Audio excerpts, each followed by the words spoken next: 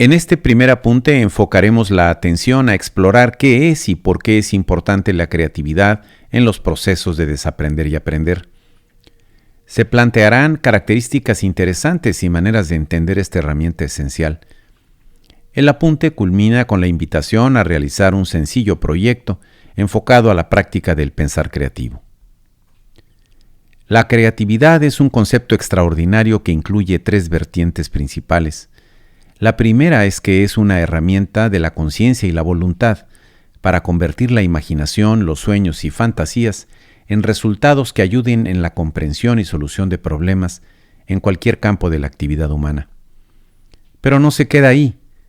En una segunda vertiente igualmente fundamental, la creatividad es un atributo esencial de la vida misma.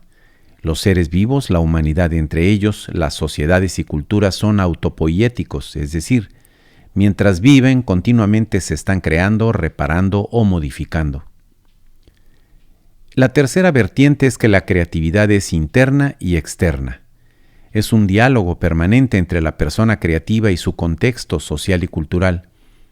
Parte fundamental de este diálogo es el sentido ético del ejercicio y los resultados del pensar creativo, es decir, la conciencia del para qué y para quién de la creatividad.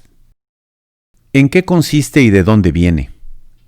En principio, la creatividad produce una nueva combinación tomando elementos que ya existen y muy rara vez es algo esencialmente original.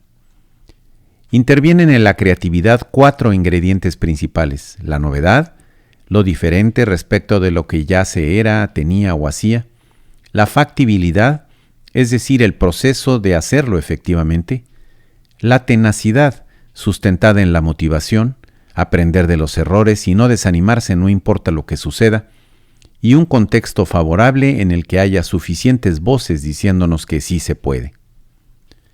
La imaginación es la fuente personal de la creatividad y consiste en encontrar la manera de eliminar la frontera entre lo real y lo irreal, reorganizar en la mente el mundo real, inventar personajes y lugares que permanezcan en la fantasía o hagan de ésta una parte de lo tangible.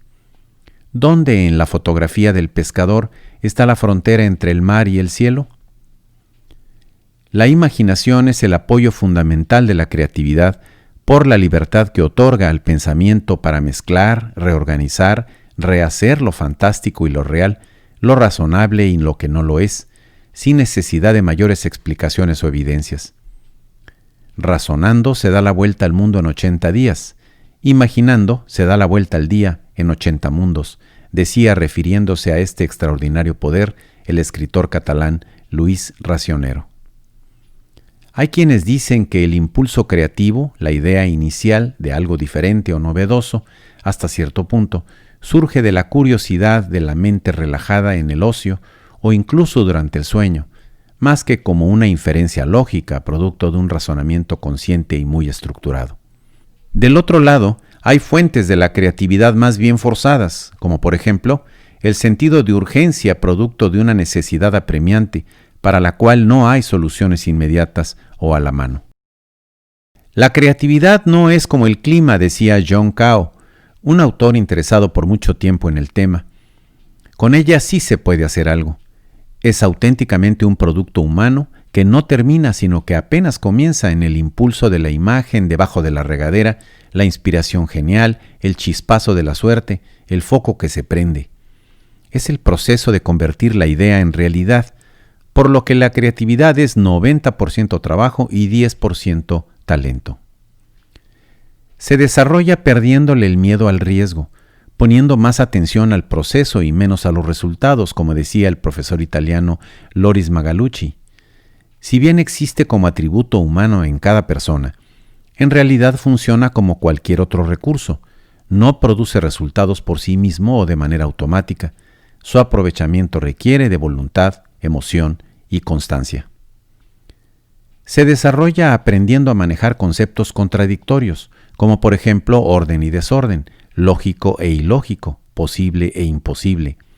La creatividad se vale de las reglas y las reinventa, rompe con la rutina del camino fácil, va más allá de lo aceptable por la razón, cultiva sus frutos en los terrenos de la intuición, la imaginación y la emoción, y luego regresa a la razón, dándole otra lógica y otras reglas. Lo que verás a continuación es una muy pequeña muestra de las aportaciones en torno a la mentalidad creativa, su potencial y desarrollo, formuladas por 5 autores cuya influencia sobre este tema ha sido notable en épocas recientes.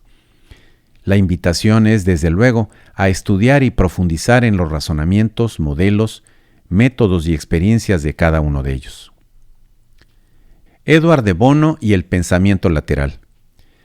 Una de las principales propuestas de este autor maltés es la idea del pensamiento lateral, espacio y motor de la creatividad, que para él se distingue y complementa con respecto al pensamiento vertical, cuyo objetivo es el razonamiento correcto basado en las reglas de la lógica formal. El pensamiento lateral se abre a la riqueza y complejidad de la información que utiliza la mente humana. Su objetivo es la búsqueda de respuestas sin rechazar o prejuzgar ninguna opción. Asume el error como parte fundamental de su proceso. El pensamiento vertical, en cambio, sigue las rutas más conocidas, selecciona un camino y elimina los demás, es secuencial y funciona sobre etapas preestablecidas. Para este autor, el pensamiento lateral es la mentalidad y el proceso orientados a modificar los modelos conforme a los cuales se organiza la información en el pensamiento humano. Loris Malaguchi y los secretos de la creatividad. Una parte muy importante de la visión y la experiencia de este gran educador italiano la construyó aprendiendo y conviviendo con niños. Para él, la creatividad es mayor y más visible cuando los adultos tratan de estar más atentos a los procesos cognitivos de los niños y menos a los resultados que logran estos en diversos campos del hacer y comprender. La creatividad no debe considerarse una facultad separada de otras cualidades de la mente humana, sino una característica integral y activa de nuestra forma de pensar, conocer y tomar decisiones. Es inadecuado un entendimiento de la escuela fuera de su contexto social y cultural. La creatividad, propone este autor, requiere que la escuela del conocimiento encuentre conexiones con la escuela de la expresión, a fin de poder reconocer y apreciar lo que él denomina los 100 idiomas de los niños. Ikujiro Nonaka e Hirotaka Takeuchi y la creación del conocimiento. En los planteamientos de estos dos autores sobre la creación del conocimiento en las organizaciones, destaca su notable adaptación de las lecciones y cultura orientales, particularmente de Japón, para proponer una visión claramente novedosa de la idea de la creación del conocimiento. Para ellos, una idea fundamental fue la de que cualquier organización que funcione en un entorno cambiante no solo debe procesar la información de manera eficiente, sino también y al mismo tiempo crear información y conocimiento. Una segunda aportación muy importante de estos dos autores fue la distinción y posterior integración de los dos tipos principales de conocimiento. Por una parte, el conocimiento tácito, de la experiencia personal, claramente contextual, y por tanto difícil de comunicar y formalizar, y por otra parte el conocimiento explícito, llamado también codificado, que se comunica a través de diversos lenguajes y medios que lo registran. A partir de esta distinción, los maestros Nonaka y Takeuchi propusieron un modelo dinámico de creación del conocimiento en el centro del cual está la interacción compleja entre los dos tipos, tácito y explícito, identificados por ellos en su investigación. James Webb Young, los principios y método de la creatividad. En su enfoque, este publicista y empresario estadounidense identifica dos principios generales sobre la creatividad. El primero es que una idea es siempre una combinación de elementos ya existentes. Para este autor, la originalidad no existe. El segundo principio es que la capacidad de crear nuevas combinaciones depende de la habilidad para identificar relaciones entre hechos. La inteligencia adquiere aquí la máxima importancia en la producción de ideas. Sobre estas bases desarrolla 5 pasos de su método creativo. Primero, hacer acopio de la mayor cantidad posible de material básico e información sobre el tema que se está trabajando. El segundo consiste, dice él, en masticar y preparar toda la información recabada para su digestión, lo que significa leer, analizar y reflexionar, elaborando la mayor cantidad posible de nuevas combinaciones y síntesis de elementos.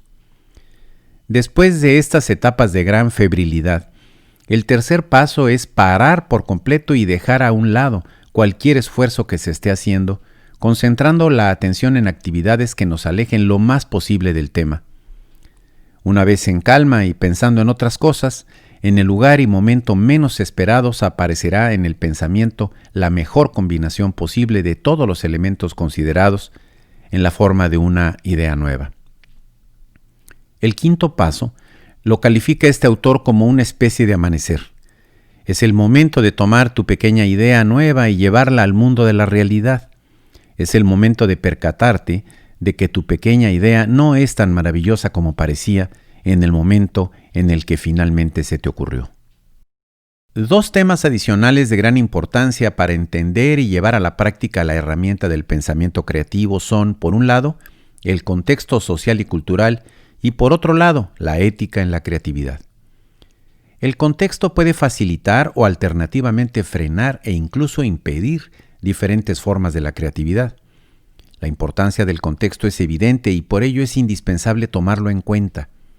Se requiere de un contexto favorable, es decir, espacios de oportunidad, personas, grupos y redes que le den confianza y apoyo a los procesos creativos. La principal dificultad contextual de la creatividad, parafraseando a John Keynes, no está tanto en desarrollar nuevas ideas como escapar de las que ya son obsoletas. De esta circunstancia forman parte diversas formas de resistencia al cambio, que ha sido históricamente el prejuicio de ignorancia más grande en contra de la creatividad. En cuanto a la relación entre creatividad y ética, si algo ha podido aprender la humanidad a través del tiempo, es que la capacidad creativa, cuando se deslinda de su responsabilidad ética, produce con frecuencia resultados adversos para la humanidad. Decir que el acto creativo carece de sentido ético es como pretender ignorar una realidad por la simple razón de que no podemos o queremos verla en ese momento. Estas ideas sobre la ética en la creatividad traen a la mente la figura extraordinaria de Albert Camus, escritor francés y Premio Nobel de Literatura en 1957. Camus rechazaba dos planteamientos que consideraba falsos. Por un lado, la noción de que el arte se justifica por sí mismo, que sería como aceptar que un resultado creativo no incluye responsabilidad por su significado o consecuencias. Trátese, por ejemplo, de armas o de medicinas, de educación o de encarcelamiento de migrantes. La verdad, a juicio de Camus, es que cuando la creatividad finge ignorar el mal, acaba siendo responsable de él. Y por otra parte, siguiendo el pensamiento de Camus, está la mentira de una creatividad que reconoce la desdicha presente de la humanidad, pero sacrifica a los hombres concretos bajo la promesa falsa de una felicidad futura que no existe en el presente. El primero de los proyectos correspondiente a este apunte se titula 5 pasos y un proyecto creativo, y está orientado a poner en práctica la creatividad en torno a un tema de tu interés, que se refiera a algún objeto, aparato o instrumento que utilizas frecuentemente, tomando en cuenta las propuestas de James Young planteadas en este apunte. Localiza el documento en formato PDF de los proyectos en esta misma página del sitio de las herramientas. Como se indica en todos los apuntes, ninguna actividad es obligatoria. La idea principal es que practiques lo que vas aprendiendo, no solo trabajando en los proyectos sugeridos, sino construyendo otros que se acerquen más a tu experiencia y vivencias más relevantes.